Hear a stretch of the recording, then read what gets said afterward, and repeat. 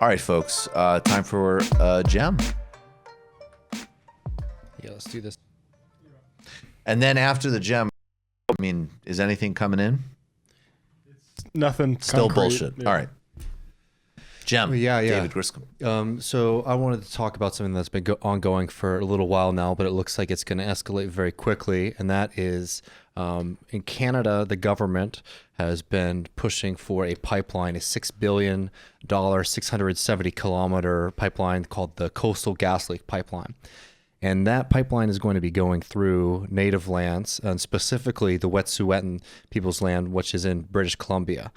Over the past year, there have been a lot of conflict between the Royal Canadian Mounted Police and the Wet'suwet'en people. And it's starting to look like there's going to be another raid. So just to give you a little bit of the context about what's going on there so that people can get involved and very much pay attention to what's happening. This pipeline is massive. It's been going through lots of different areas. The Wet'suwet'en people in this area actually never formally ceded their land to the Canadian government. It's very much a remote area of the country, and around 22,000 square kilometers in British Columbia was never ceded to the Canadian government. And this was actually found to be correct by a Canadian Supreme Court decision just as recently as 1997.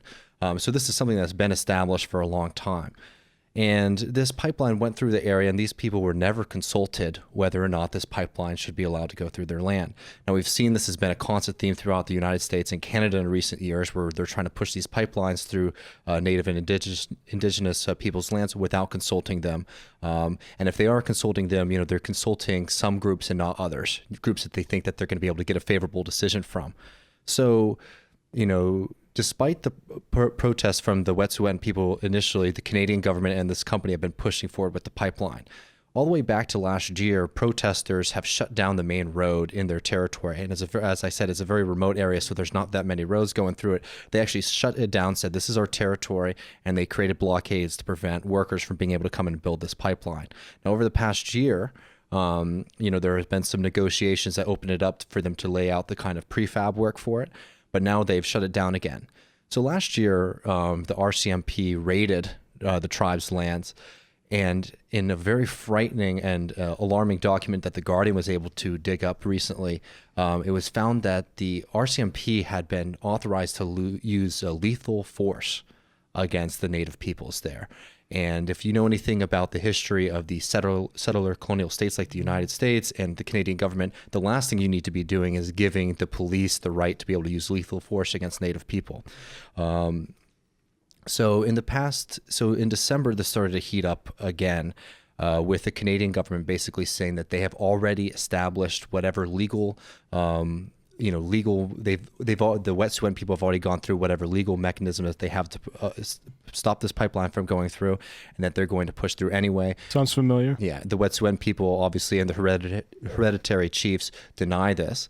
So the Coastal Gaslink pipeline, the police came through and gave a notice to the people living there that this is going through. Well, the hereditary chiefs and the Wet'suwet'en people living on this land actually gave an eviction notice to Coastal Gaslink recently.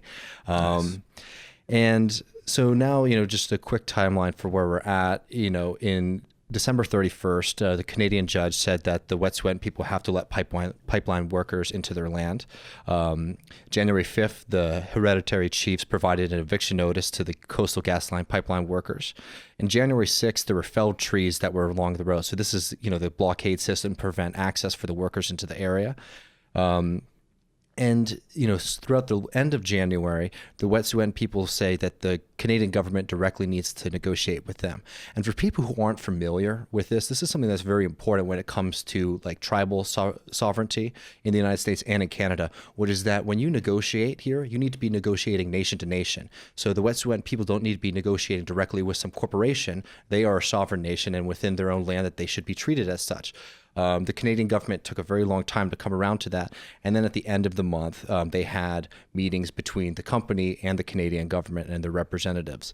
So just the other day, it was announced that those meetings and the halt on the movement and the halt on the blockade would be lifted because these meetings were not successful. The hereditary chiefs say it was because Coastal Gaslink has no interest in honoring any of the demands that they've put forward. So in the past 24 hours, copters have been spotted throughout the area. And around 200 to 300 officers have been seen, surrounding it. So it's looking very likely that there's going to be a raid. It should be noted that former vice chair of the UN Committee to End Discrimination and Racism just came out and said that these pipelines need to be halted. And just realize the ridiculous nature of these demands from, one, the Canadian government, and two, from this corporation. So one of the big things fundamentally when we're talking about these gas pipelines is the damage to the ecosystem and specifically to the water supply.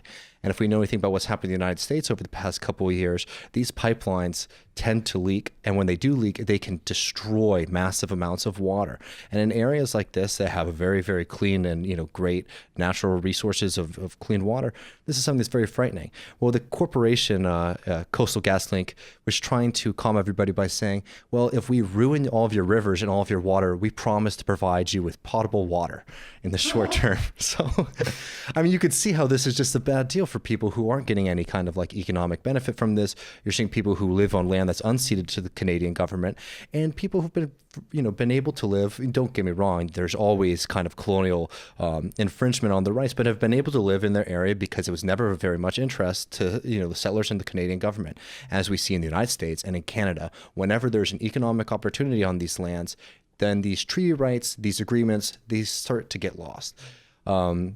So, one, we need to be paying attention to what's going on there, absolute solidarity with the folks and the Wet'suwet'en people. Two, as leftists, we really need to be pushing as much as possible to make sure that when we're talking about, the kind of change that we want to see in the future, respecting the sovereignty of First Nations people, Native Americans, American Indians is first and foremost to any kind of just society. And three, that we are no longer going to allow the U.S. government, the Canadian government, the Australian government, the New Zealand governments around the world from being able to abuse Native peoples, especially in ways where the long-term consequences, the environmental consequence, is something that's irreversible. Absolutely.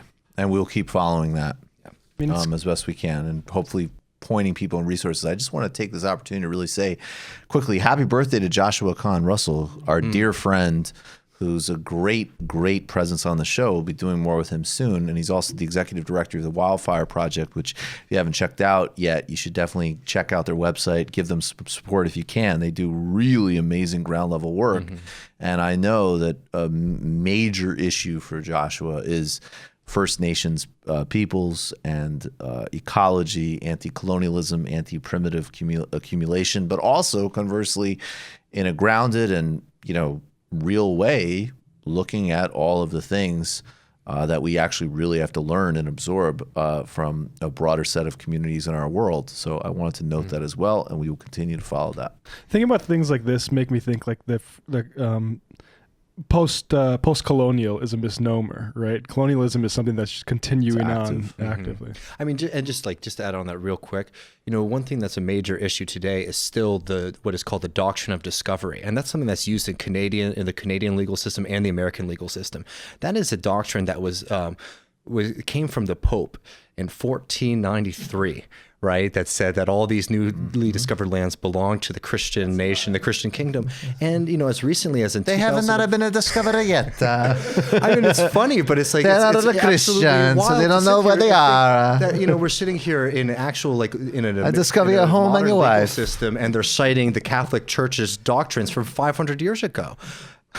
But did Justin Trudeau wear Chewbacca socks when he cited Don't get me started on Justin Trudeau and how much of a punk that kid is. That's semi-rivulet. Something I really like from the Pope is the idea that these people don't even live what they live because they don't know where they live, which when you think about it is really pro-structuralist. Anyways, we're losing live ammo and we're going to get that oil.